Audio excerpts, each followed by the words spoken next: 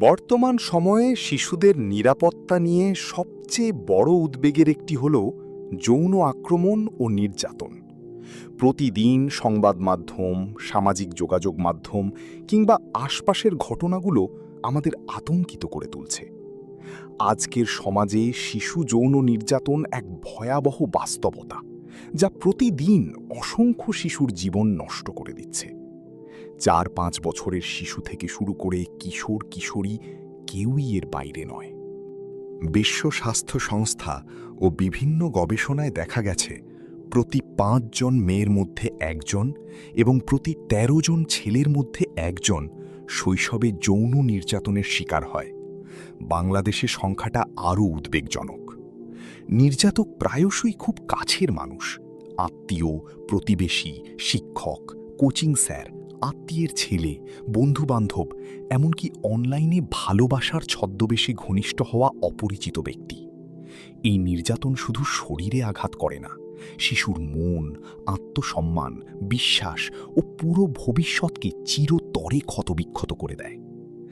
বিশেষ করে মনে রাখবেন একটি কঠিন সত্য: মা ছাড়া সন্তান আসলে কারো কাছে পুরোপুরি নিরাপদ নয়। বাবা, দাদা দাদি, খালা ফুফু, চাচা মামা, আত্মীয় স্বজন, প্রতিবেশী বা অন্য কোনো বড় মানুষের কাছে একা ছেড়ে দিলে সতর্ক থাকতে হবে। অনেক ক্ষেত্রে দেখা গেছে নির্যাতক ঠিকই এই আত্মীয় পরিজনের মধ্যে থেকে বের হয়েছে। তাই আত্মীয় তো বিশ্বাস করা যায়, এই ভাবনা থেকে বেরিয়ে আসুন। সন্তানকে কখনো দীর্ঘ সময়ের জন্য কারো কাছে একা রাখবেন না, বিশেষ করে রাতে বা বন্ধ ঘরে।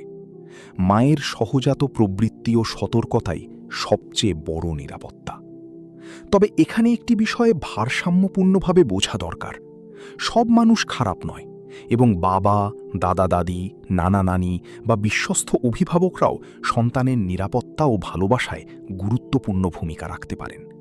কিন্তু একটি শিশু যেন সবসময় এমন পরিবেশে থাকে যেখানে সে নিরাপদ, স্বস্তিতে এবং নজরদারির মধ্যে আছে, সেটি সবচেয়ে গুরুত্বপূর্ণ।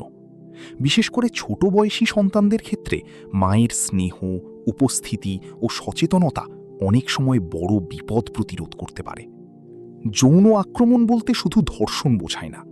এর মধ্যে রয়েছে শিশুর প্রাইভেট পার্টস, লিঙ্গ, যোনি, নিতম্ব, স্তনের কাছাকাছি স্পর্শ করা, দেখানো, চুমু খাওয়া, অশ্লীল ছবি তোলা, ভিডিও করা, জোর করে নিজের যৌনাঙ্গ দেখানো বা শিশুকে দিয়ে স্পর্শ করানো।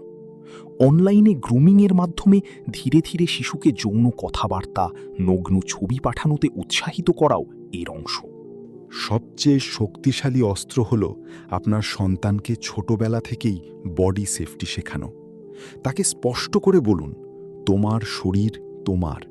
কেউ তোমার প্যান্টের ভিতরের অংশ, বুক বা নিতম্ব স্পর্শ করতে চাইলে জোরে না বলবে এবং দৌড়ে মায়ের কাছে চলে আসবে।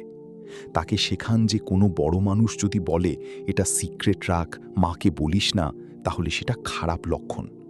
ভালো সারপ্রাইজ শেয়ার করা যায়, কিন্তু খারাপ সিক্রেট কখনো লুকানো যাবে না। অনলাইন জগৎ এখন সবচেয়ে বড় ঝুঁকি।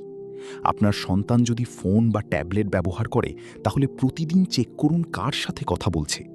অপরিচিত কেউ যদি উপহারের কথা বলে, ভালোবাসার কথা বলে, নিজের ছবি চায় বা শরীর নিয়ে কথা বলে, তাৎক্ষণিকভাবে ব্লক করুন এবং সন্তানকে বুঝিয়ে দিন। প্যারেন্টাল কন্ট্রোল চালু রাখুন, স্ক্রিন টাইম সীমিত করুন। শিশু অনেক সময় ভয়ে, লজ্জায় বা বোঝার অভাবে নির্যাতনের কথা বলে না, তাই লক্ষণগুলো জানুন। হঠাৎ করে শিশু ভয় পেতে শুরু করলে, ঘুমাতে না পারলে, দুঃস্বপ্ন দেখলে, স্কুলে যেতে না চাইলে, নির্দিষ্ট কোনো আত্মীয় বা শিক্ষকের কাছে যেতে অস্বস্তি প্রকাশ করলে বা বেশি যেতে চাইলে, প্রাইভেট পার্টসে লালচে ভাব, ব্যথা বা রক্তপাত দেখা গেলে বা অস্বাভাবিক যৌন আচরণ দেখা দিলে সঙ্গে সঙ্গে সতর্ক হন। যদি আপনার সন্দেহ হয় যে আপনার সন্তান নির্যাতিত হয়েছে, তাহলে প্রথমে শান্ত থাকুন। শিশুকে কখনো দোষারোপ করবেন না। তাকে জড়িয়ে ধরে বলুন, তুমি কোনো ভুল করনি, আমি তোমার সাথে আছি। দ্রুত ডাক্তারের কাছে নিয়ে যান এবং মেডিকো লিগাল পরীক্ষা করান। পুলিশে অভিযোগ করুন। বাংলাদেশে নারী ও শিশু নির্যাতন দমন আইনে এই অপরাধের কঠোর শাস্তির বিধান রয়েছে। জরুরি হেল্পলাইন ৯৯৯ পুলিশ, ১০৯৮ শিশু সুরক্ষা। অনেক পরিবারে সন্তানদের কথা মন দিয়ে শোনা হয় না।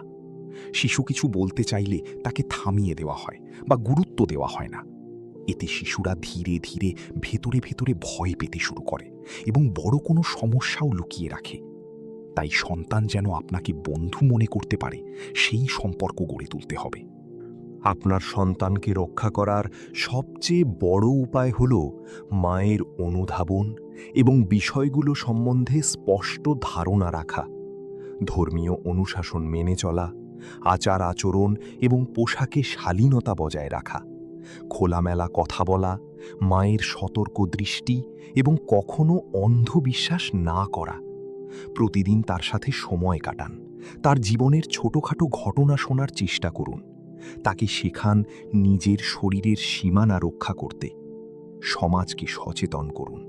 একসাথে আমরা যদি এই বিষয় নিয়ে খোলাখুলি কথা বলি, তাহলে অনেক শিশুকে এই ভয়ঙ্কর অত্যাচার থেকে বাঁচানো সম্ভব। সমাজেরও বড় দায়িত্ব রয়েছে। শুধু পরিবার নয়, স্কুল, ধর্মীয় প্রতিষ্ঠান এবং সামাজিক সংগঠনগুলোকেও শিশু নিরাপত্তা বিষয়ে সচেতনতা বাড়াতে হবে। শিশুদের নিরাপদ পরিবেশ দেওয়া শুধু আইন বা সরকারের কাজ নয়, এটি পুরো সমাজের নৈতিক দায়িত্ব। আমরা যদি আজ সচেতন না হই, তাহলে আগামী প্রজন্ম আরও বড় ঝুঁকির মুখে পড়বে। কখনো যেন এমন না হয় যে আমি চিৎকার করে কাঁদিতে চাহিয়া করিতে পারিনি চিৎকার, বুকের ব্যথা বুকে চাপায়ে নিজেকে দিয়েছি ধিক্কার। আপনার সন্তান নিরাপদ থাকুক। আজ থেকেই শুরু করুন সতর্কতা ও খোলামেলা কথোপকথন। শেয়ার করুন এই লেখা, যাতে আরও অনেক মা বাবা সচেতন হতে পারেন। নিরাপদ থাকুন, সন্তানকে নিরাপদ রাখুন।